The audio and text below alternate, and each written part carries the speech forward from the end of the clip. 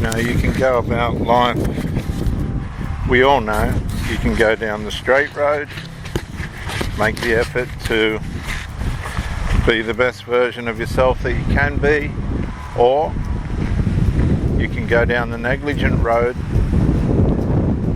and take all the consequences and bear all the burdens that come with that.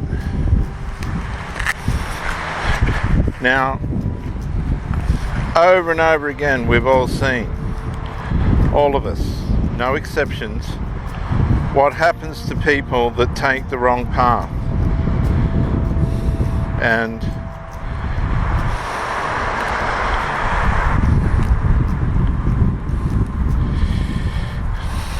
it's not good. When you commit yourself to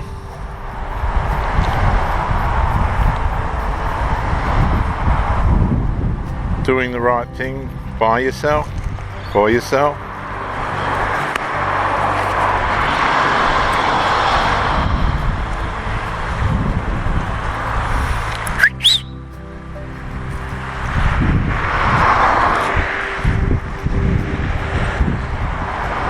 and you don't struggle. Come on, mate. You just get on with doing the right thing, day in, day out. Come on. I'm just walking the dog. Come on.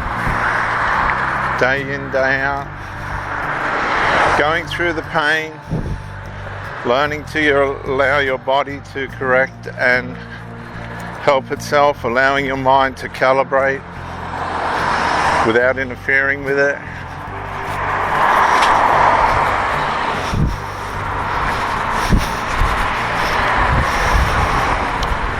Allowing yourself to learn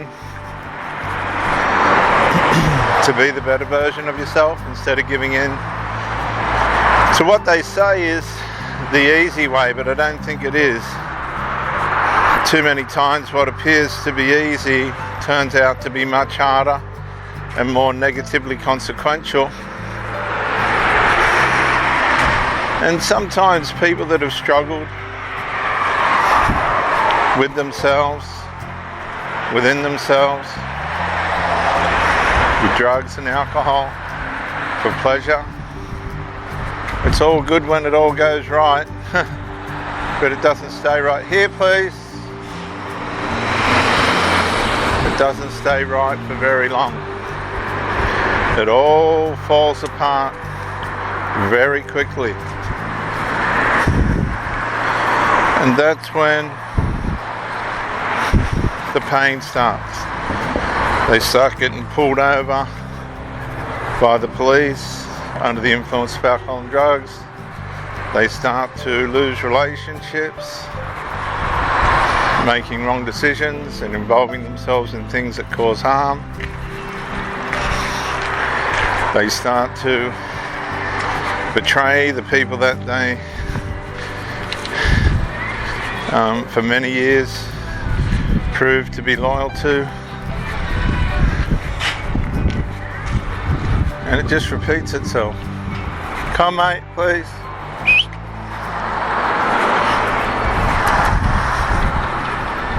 Over and over again until they got nothing left. There's nothing left to fight for. There's nothing left to... You just have to get up. They just get up and go through the mundanity of going to work, to pay the rent. How are you, buddy? To pay the rent, to probably bring home supply for adult children. This happens a lot now. Spoiled adult children who never really developed. They were groomed to be dependent on the parent or parents.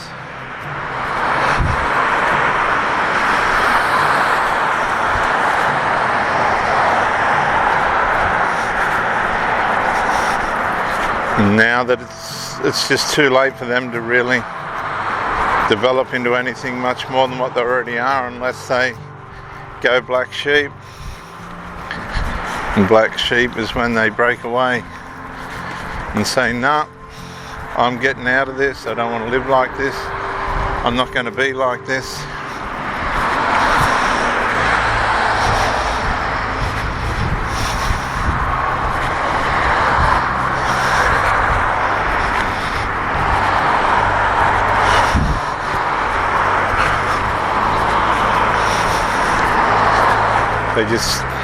It's too convenient to be stuck.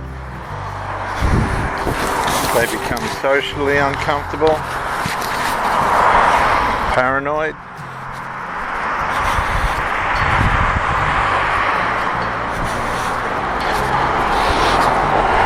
Then you get the schizophrenia and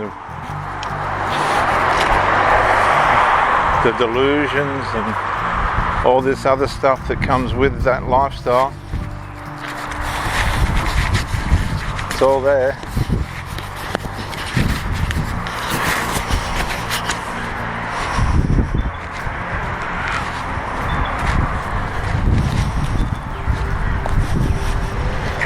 I remember, for example, in my first marriage, I was battling away. I had a roof over their heads. We owned our own home. But all these things can be taken for granted if other things get out of order. I was laying bricks at the time. I was building a church, pioneering a church with 40 people in it. It's not bad. Building a house.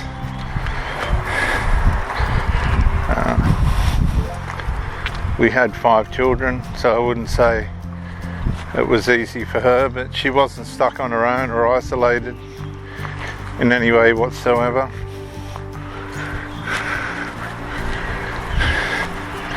She had support. But there was interferences, and it was the interferences that ruined the marriage. Interference undermines support. That interference can be alcohol, drugs, or people. There's just so many now, and if people haven't got the fortitude to be able to resist those interferences, it all comes crashing down. And all you can do is stand there and watch. I remember I was trying so hard, and I think the church, the minister of the church, had a lot to be blamed for, because he was trying to use us to be disciples of Christ, but he wouldn't release or enable us or stand alongside us to become true, authentic ministers. He just couldn't get his head around it. He couldn't trust, I suppose, us enough to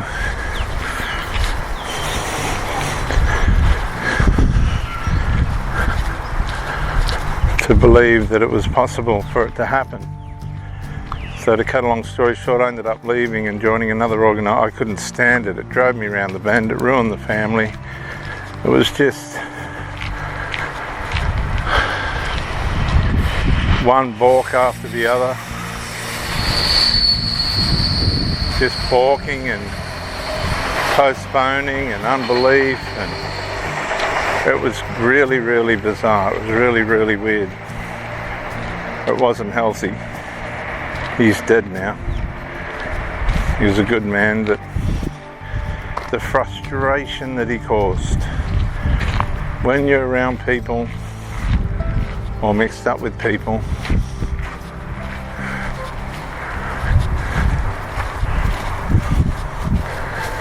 that just can't release you and back you and help you and train you.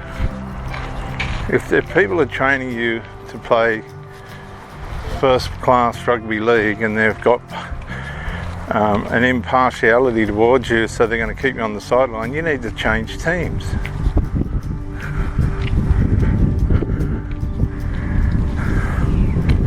You need to go to another team. And if that don't work, well, at least you tried. It's no point staying where you are just to stagnate.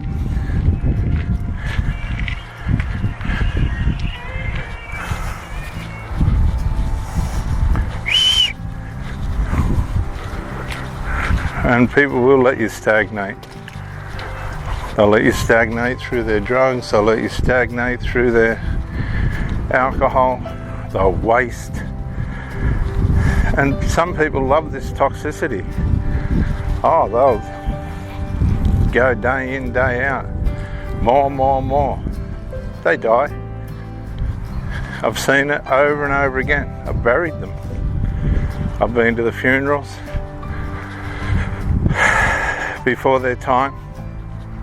Not by accident, self-induced death by way of habit, and all the excuses that come with those habits. Don't be one of them, because it will take you out.